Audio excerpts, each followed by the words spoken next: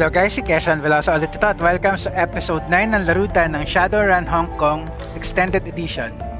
So tuloy natin tong campaign natin.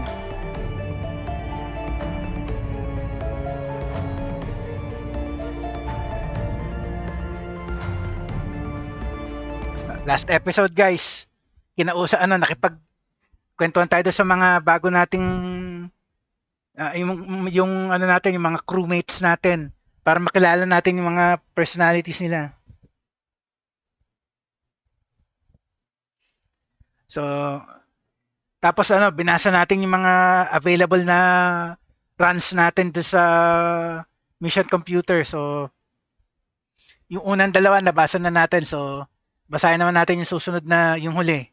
Yung pangatlong mission para sa atin. So, hintayin lang natin matapos tong loading session. Tapos, bago tayo pumili ng run na gagawin natin, explore na muna tayo sa city. Tingnan natin yung mga sites.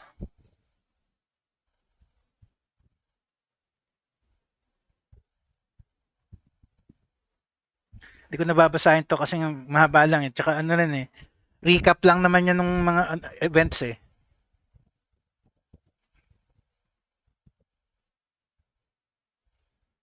Ito natin matapos mag-load. Okay. So, pwede tayo bumaba dito sa hatch. Pero basahin muna natin yung huling email natin.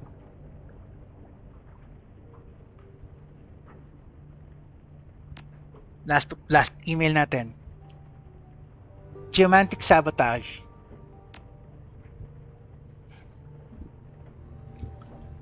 From Kindly Cheng to Tank, subject, geomantic sabotage. Geomancy is big business in the free enterprise zone. Here in Hong Kong, Feng Shui isn't just an act of rearranging your kitchen to make things look pretty. The fortunes of empires rise and fall with the ebb and flow of qi. And sometimes, that flow needs a helping hand. At parang continuation to nung ginawa natin, nung tinulungan natin na yung ayusin yung nung World City, baka continuation to na ito. Wuxing Incorporated are the preeminent practitioners of large-scale key manipulation here in the free enterprise zone. They've gone to great lengths to channel key from all over Hong Kong into their headquarters. An enormous monstrosity that they call the Wuxing Sky Tower. There it is focused and transformed into good fortune through the building's geomantically attuned architecture and interior decoration. Our client believes that it is time for Wuxing's good luck to run out. You are to infiltrate the Sky Tower and disrupt the flow of qi throughout the building, but you are to do so in two distinct fashions.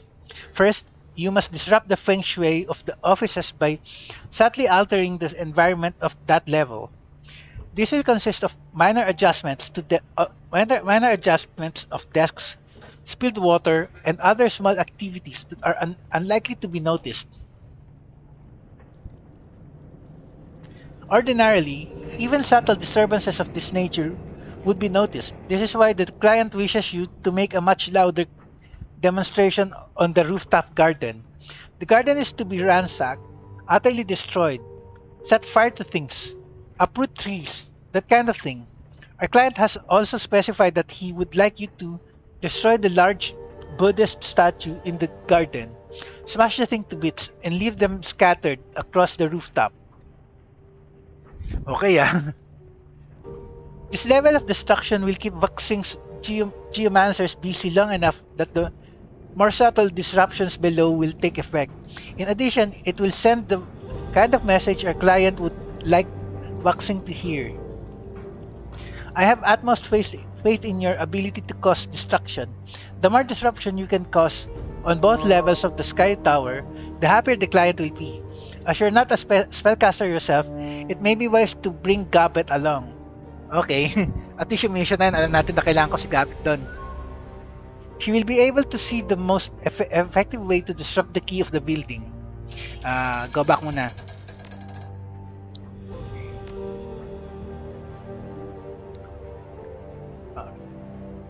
Open job select. Access mo natin yung ano. Meron tayo ano dito eh. Saan ba yun? Meron tayong pay data rito eh. Ito. Benta muna natin. Shadowlands BBS. Shadowland connection established successfully. Link. Strength 100%. Spoofing 1. Group info null anonymous. Welcome to Shadowland. Search BBS for relevant keywords. Ito muna. Post pay data for sale. Attach data to escrow account. Data will be automatically sold to the highest bidder. Both parties will remain anonymous throughout the transaction. Okay. Post exotic animal dealer contracts. Posting will remain active for 2 days. Shadowland connection established. Okay. Okay. Search BBS for relevant keywords. Okay. Topics matching local keywords. Thread. Missed connections. You're rappelling down the side of an unmanned luxury hotel in a ball gown on Monday night. Admiring the view from the 28th floor. Urinals during Admiring the view from the 28th floor urinals during a private soiree for an unnamed corporation that I was infiltrating. Our eyes met briefly before you dropped out of sight. Your long dark hair had come loose from your chignon, framing your beautiful flushed face. I will never forget it. You were carrying a duffel bag bulging with stolen prototype weaponry. While I filched the intel that goes with it. Can we connect? Blackjack. Very funny, Blackjack. I'm sorry, the job went sideways. I got trapped and had only one way out. Red Queen. We were supposed to have each other's backs. Just wait till you hear the way out that I had to take. Blackjack ulit. We gotta lay low for now. And why are we posting about this on a public message board? Okay. Terrorists in Hong Kong. Ang daming dialogue nito pero kailangan natin basahin to eh. Been hearing some buzz about some mainlander terrorists that showed up in Victoria Harbor and had a shootout with the Hong Kong police force the other day. Anyone heard anything on that? Dong Jiang. Sa pangalan ha. Ming Pao said there were 4 of them that got away. 1 dwarf, 2 orcs, and a dwarf.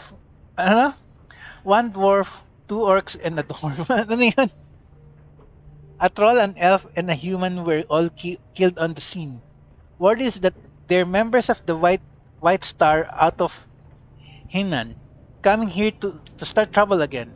The Executive Council. Trouble against the Executive Council. War frat.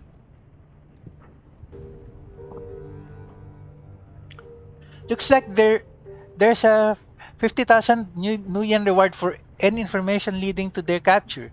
The Hong Kong police force seems pretty nervous about letting these bastards walk freely around the streets. Ano pangalan? Heaven shot. You think they'd actually pay out to somebody like us? Not a chance. You walk in there to claim the reward. You're getting thrown in a hole with them. The Hong Kong police force doesn't keep promises to the sinless. Freedom cowboy. Couldn't hurt to try. Why'd you have to be such a downer? Because I know the police. They're all dirty. They're only in to protect their paychecks. And they don't give a damn about anybody else. Believe me, I'm just looking out for your best interests. So para rin silang yung mga lone stars sa Amerika. Like you and your triad looked out for my brother. You know he's still paying for his reconstructive surgery, you bastard. Okay, next. Poetry Slam. Ladies and gentlemen, poets and Shadowrunners, welcome to the first annual Shadowrun Shadowland Poetry Slam. There are no rules, and there are also no prizes except bragging rights. With no further ado, let the verification begin. Matrix Bard. How long do you think we can keep this going before the trolls show up on a sysadmin or a sysadmin shuts us down? Jivebert. Why would they shut us down? It's a free board. We can be poetic if we want to. Ano yun? 10 son. 10 son. Just trust me, it happens. For some reason, these things always draw the worst sort of attention. Jivebert. Are you going to give us a poem or are you going to stand around complaining about why you can't? Matrix Bard. Alright, I've got one. Wait for it. Jivebird. Synth muscle, smart links, neural boosters, cyber limbs. All fall to grenades. yung unang dalawang lines nag-rhyme, yung dulo hindi. A little musing on the transitions of life in the shadows. Very nice, sir. When the long shadows fall on Hong Kong, neon lights pierce the coming night. Tread with me the velvet blackness. Let no lamp shine on our deeds. Tennyson. That one's entitled R. That might just have been the most pompous thing I've ever read. Try this on for size. Lasers are red, shadows are black. With mad on the street, you'd best watch your back. Ito mas appreciable. Now you mad? Okay sa pangalan ah. My poem wasn't pompous. You uncultivated rube. It was a homage to Wang Wei, the famous Tang Dynasty master of the Juju form of poetry. It's traditional, unlike that ridiculous limerick that you posted. Now, I don't think you have to take the word slam quite so literally. Hey, you people know the rules. Poetry slams have been out of bounds on this BBS since the laughing man debacle of 55. If you want to sling your fancy words, do it on a different forum. I'm shutting this thread down. Just up. Told you, Jivebert.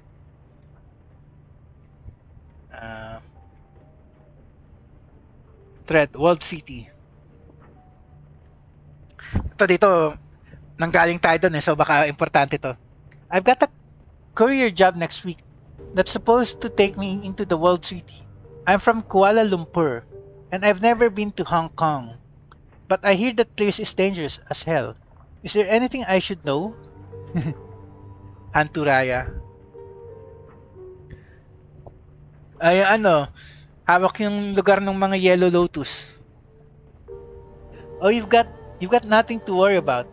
It's just a low-cost housing development, full of hardworking people. Here, take a look in this news report. Talaga lang ha? Freedom Cowboy. Discuster. A short tried clip begins playing. This is Sunny Chang of Horizon News. On today's Sunny Side Up, the Kowloon World City Applied on the free enterprise zone or low-cost housing for the economically disadvantaged will introduce you to some of the hardworking residents, how they live and how they contribute to the growth and prosperity of our city. Prosperity eh, wala nga ano dun eh. Ano nga dun eh, dump nga yun eh.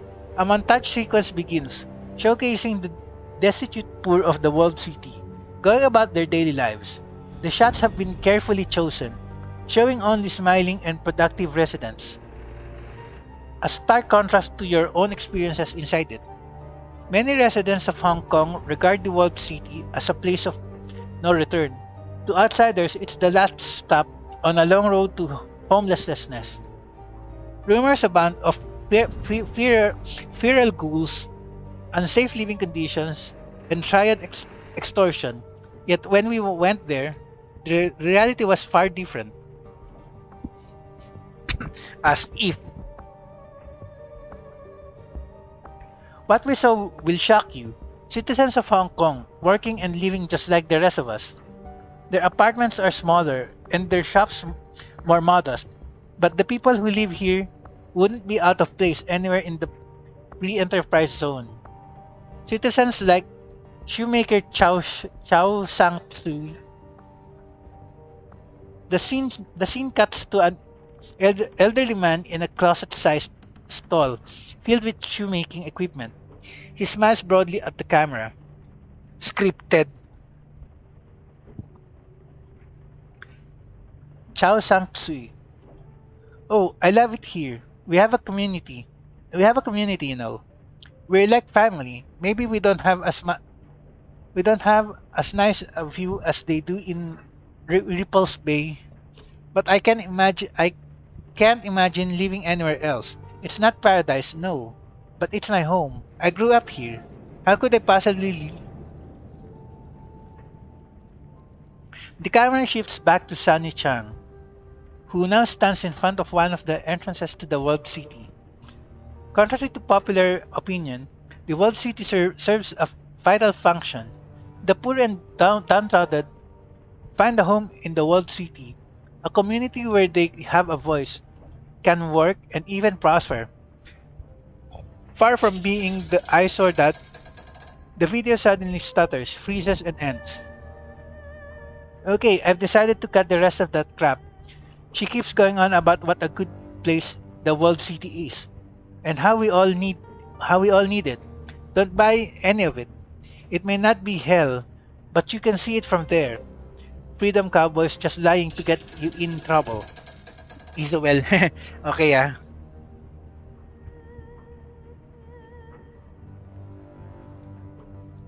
So how do you know the real story? Hantu Raya. Anong taga dun siya eh. Because I grew up there. You know what it is like? You know what it's really like? It's eating old broth made from raw rat bones. Because there's nothing else. It's watching your neighbors sell their 5-year-old son to organ leggers so they don't starve to death. Isabel. When you die in the walled city, your neighbors cheer because they'll get the clothes off your back. I wouldn't wish the walled city on my worst enemy. Okay ah.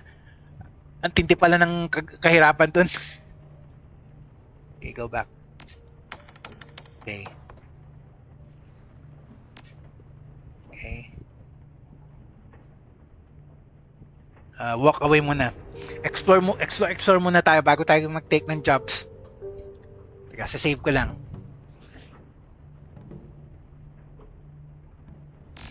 Libot-libot muna tayo bago tayo kumuha ng job. Kailangan pang bumili ng bagong gear eh.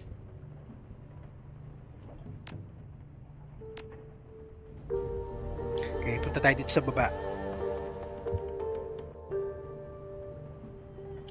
Ano pangalan na nandito?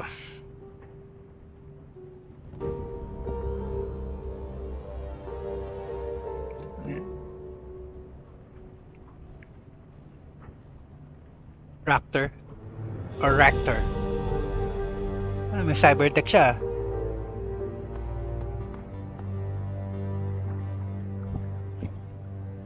It's oppressively hot down here, and the air is full of synthetic odors that grab you by the sinuses and refuse to let you go and refuse to let go. You can smell engine grease and melting plastic, ionized air and lead solder. A quick scan of the room tells you why. The downstairs tenant has converted this space into a machine shop. Metal fabrication tools and Duraplast extruders line the walls, and a pair of heavy industrial manipulators hang from the ceiling. Parang chop shop. A man in a black trench coat stands with his back to you, staring at a monitor mounted above a sturdy workbench. He addresses you without turning. Downstairs tenant. I was wondering when I'd meet the new neighbor. His voice is pleasant, cultured. There's a hint of a Russian accent there, but it's buried under layers of nuance. Marunong mag Russian accent, guys, so magdaya masa.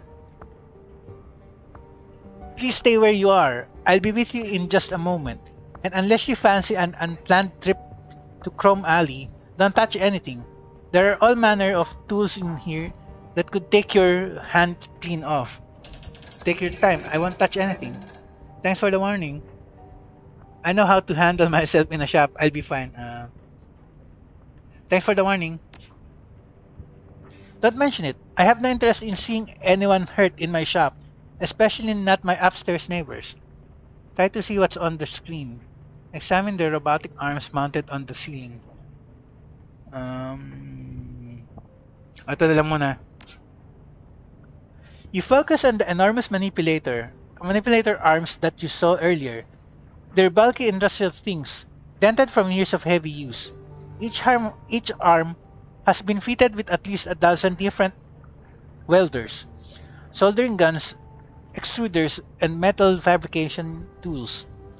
You've seen machinery like this in factories before, but they look terribly out of place in the bolt holes cramped engine room.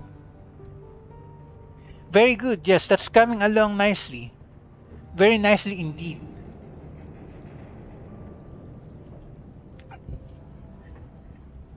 Ano siya? Human ba siya o F?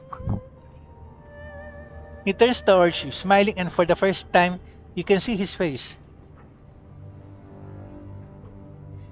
He has broadly handsome Slavic features and a chiseled jaw. His eyes are like flecks of ice. So sorry to have kept you waiting, Mr. Tank. It's no problem. Don't worry about it. Sohak, Asalev and her Sohak. Good to meet you. Why don't you tell me yours first? Ito na lang. Gamitin lang natin yung mga ano natin. Yung street name. You're too kind. Now tell me, what can I do for... His voice trails off as a flash of motion catches his eye. Ano yun? With alarming speed, a sinister-looking drone scuttles out from under the work table. Its movements are surprisingly agile and fluid. The machine rears back menacingly, spreading its forelegs in a clear sign of aggression. Asan yun?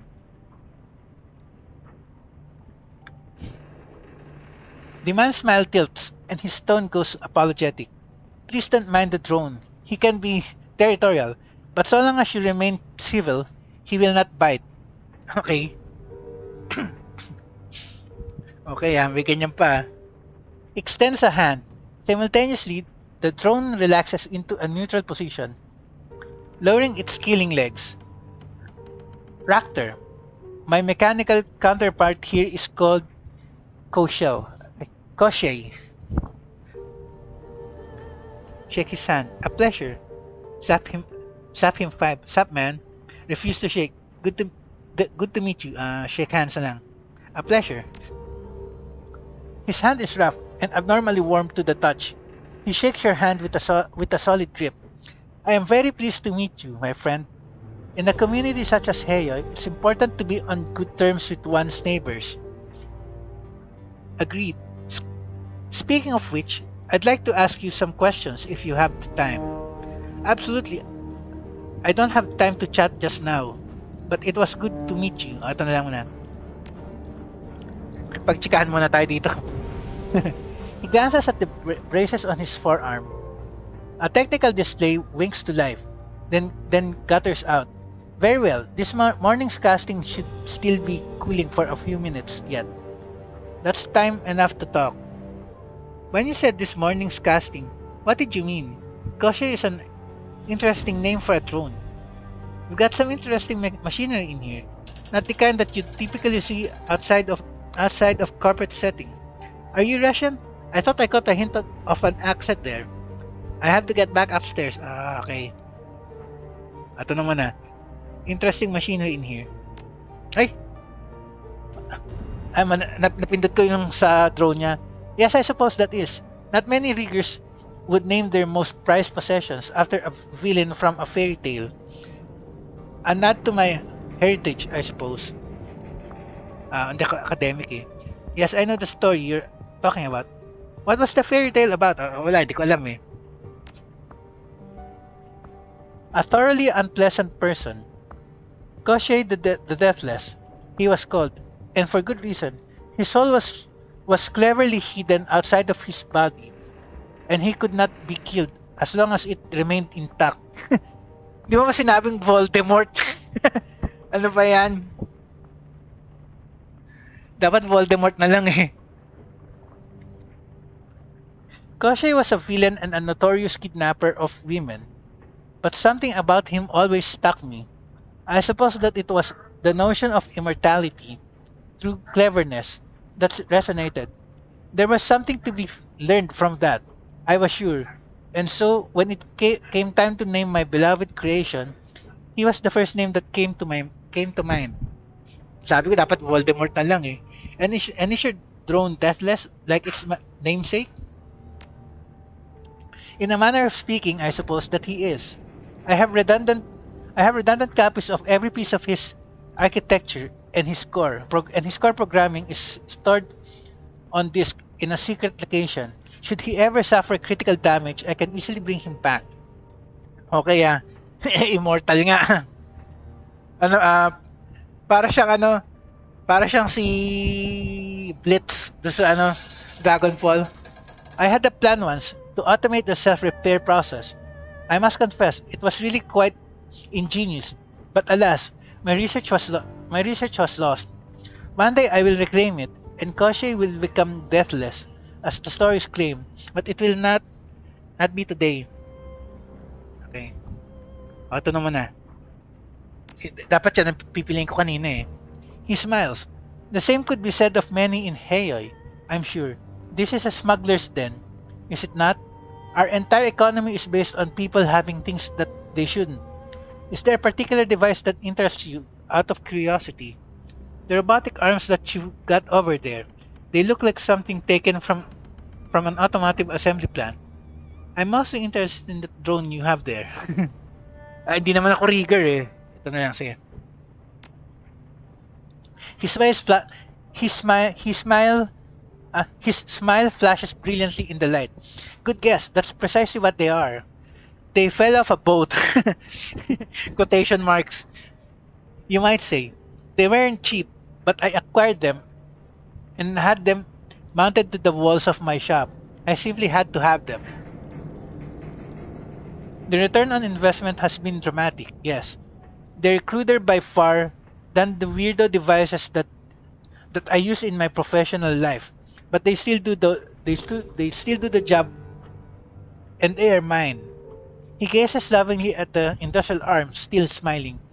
They have increased my fabrication capabilities nearly tenfold, and that to me is worth any price. Ito naman na. When you said this morning's casting, what did you mean? Exactly what I said. A casting that I made of a new locomotive assembly for Koshei. He gestures at the display above the work table. A biomimetic design, as you can see. This one is inspired by the walking legs of a decapod crustacean, the mangrove crab, the mangrove crab to be specific. You're designing drone parts in here? That's fascinating. And will this new leg assembly make your drone more effective? Ito naman. He nods. And fabricating them, yes. How did you learn to do that? Wouldn't it be simpler to outsource the fabrication? Ito naman na. How did you learn to do that? More training and experience than I care to mention. He offers you a wry smile. Drone architecture was once my profession. You see. Now it's more of a calling. One that I'm free to pursue. Now that I've freed myself from the shackles of corporate servitude.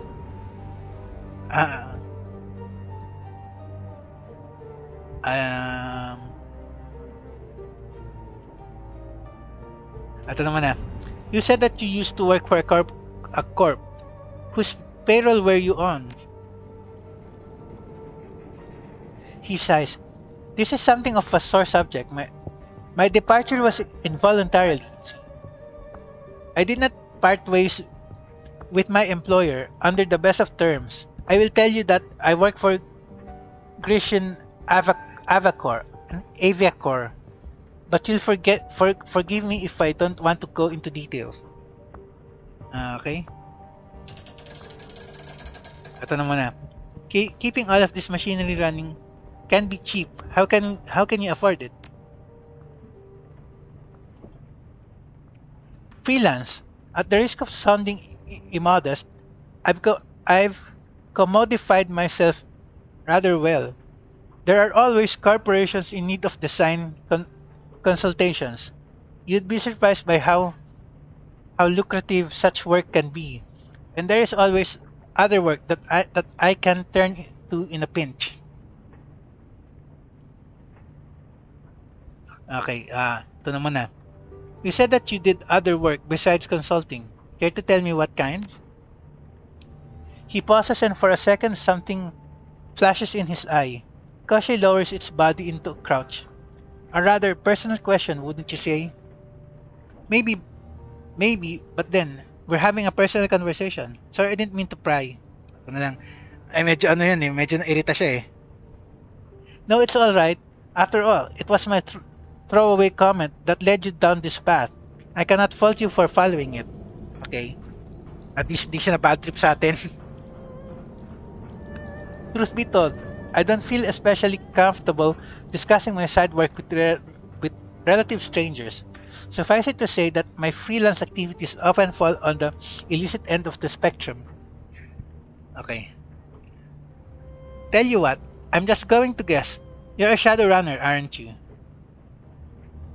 It's okay, I'll drop the subject. Maybe we can come back to it later. Ito na lang. Perhaps, he glances at display on his bracer again. Now, will there be anything else? Look, about your side work. You're a Shadowrunner, aren't you? Wag na. Wag na natin siya kulitin. I have to get back upstairs. Very well, come back anytime. It's pleasant to have someone to talk to. Okay, so save natin. Meron na naman tayong bagong kaibigan. Baka mamaya maging ano natin to, kasama natin to eh. Rigger siya eh.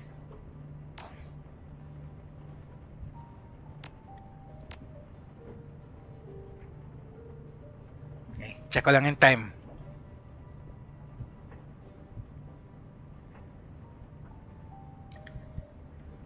Okay, may 10 minutes pa. Pwede pa ako mag-explore na dito sa Heyoy bago ako kumuha ng job.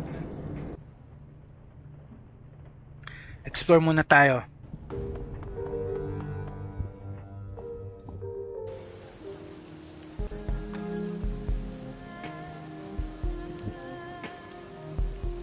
May nakita akong... Teka, ano yun?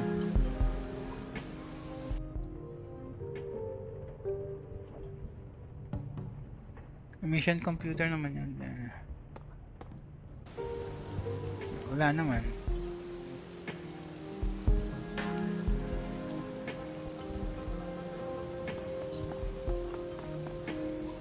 Explore muna tayo.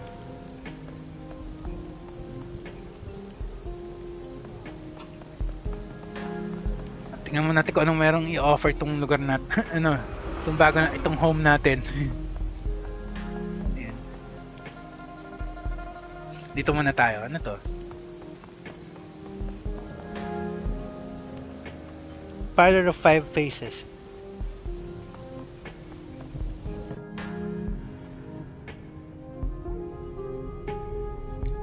Ito. Crafty shoe.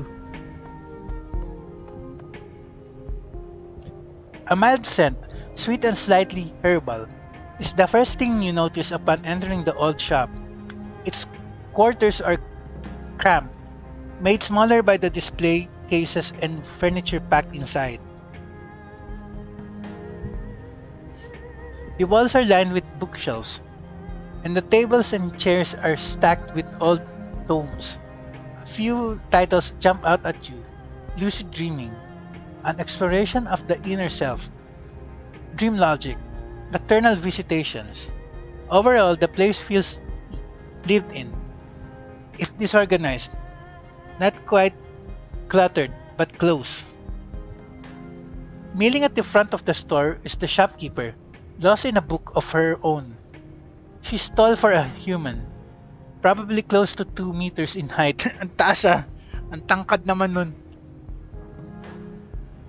Her physique is typical bookworm, not overweight, but you can't see any muscular definition either.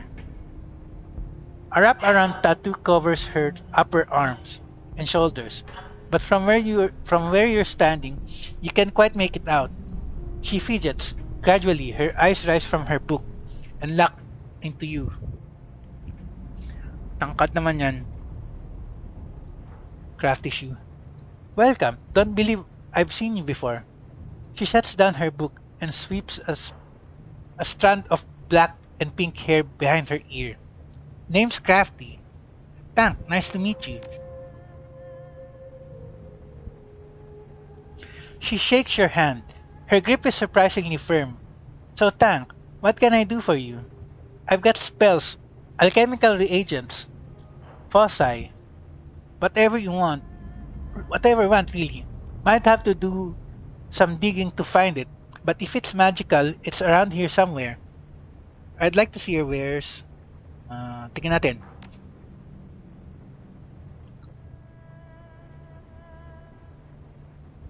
Weapons. Outfits. These tattered robes would impart the protection, if not for the latent magical skill imbued in them. Armor plus 3. Spells. Conjuring. Wala akong kailangan sa'yo for now. Exit.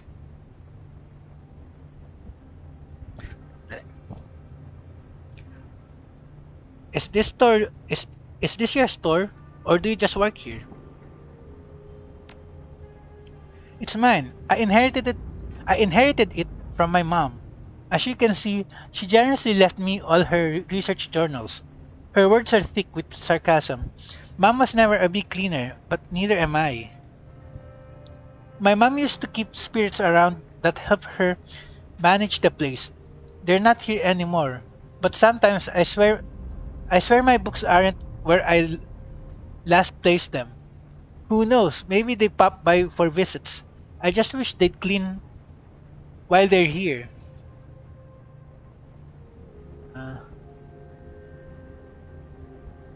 Okay. What's with the name of the store? It's a cultural thing. The 5 faces represent wood, earth, water, fire, and metal. Ay, yung 5 elements sa Feng Shui. Some people believe they're the basis of how things function and interact in this world. You'll find it practiced all throughout China, in disciplines ranging from farming to science, even music. The theory isn't common among younger generations, but it has its uses. My mother was strongly influenced by it. In fact, our sign out front is a visual representation of the cycle of the 5 phases. It was an inspiration to her. She raises a shoulder in a half shrug. I just think that it looks neat. Um, what makes this store so special? It's old, respectable, built over a dragon line. Dragon line.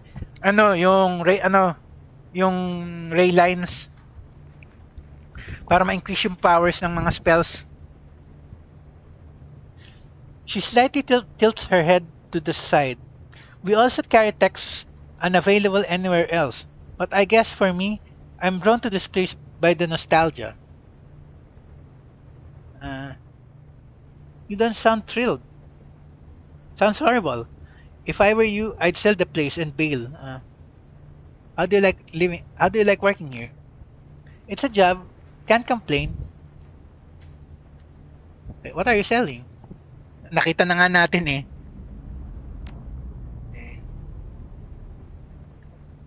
Say, Crafty, have you had any vivid dreams lately? Her face is unreadable. Her eyes lock onto yours. As a matter of fact, I have, Tank. But we all get the occasional vivid dream. Nothing special here. Nothing special there. Gesture to the books on the table. On the tabletop. Really? Then why are you reading up on them? She flicks her wrist dismissively.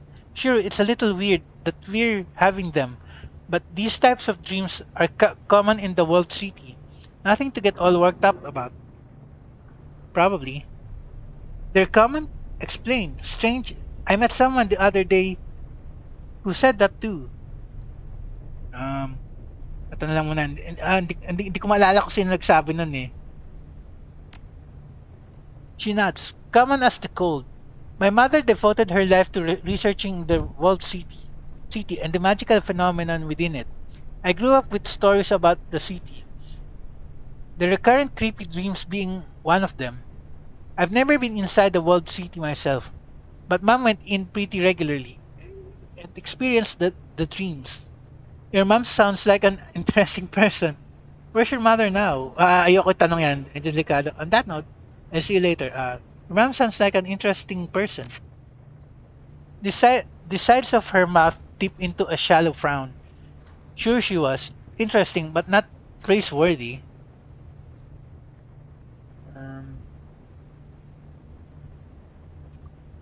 What else do you know about the world city? Tanong-tanong na muna tayo. Kailangan natin information eh. Very little, just that my mother spent most of her time in there. And she shifts her weight, leans onto the counter. Well, it messed her up. Is there something specific you wanted to know about? What can you tell me about the city? I want to know about the people who live there. I'm thinking of moving to the world city. Any advice? Muna. I wanted to know about the people. World city residents tend to fall into two groups. Those who are threats and those who are threatened. You're either hunting or hiding. Life is harsh. Most people never get out. Pero si Isabel nakawala siya. Now, there's a whole library here that just so happens to be the foremost location for World City texts. I'm sure you can fill in the blanks. Tell me about yourself, Crafty. I get the feeling that your relationship with your mother was unusual. I've been thinking about the dreams. Can I ask you something? Wag na muna. Pasyal muna tayo sa ibang shop. Thanks, Crafty. See you around. Ilang oras na lang ba? Check ko muna yung time natin. Okay, 1 minute na lang pala eh. So, end ko na lang dito guys. So, labas tayo dito sa shop. Tapos, timer na yun ah. Lapitan natin tong si Chin. Tapos save natin dito. Next episode, tuloy tayo sa pakikipag-usap sa mga tao dito sa neighborhood. So, save let.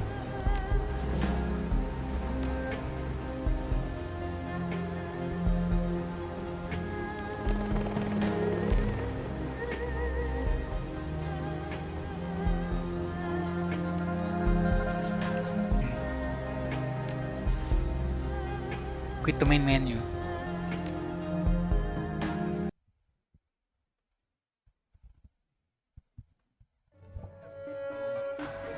Okay guys, medyo pasensya dahil wala naman tayong nagawang action eh, panay chika-chikahan lang. Pero kailangan natin ng information eh. Importante yun eh, so... Kaya Stan Velasa signing off. Next episode ulit.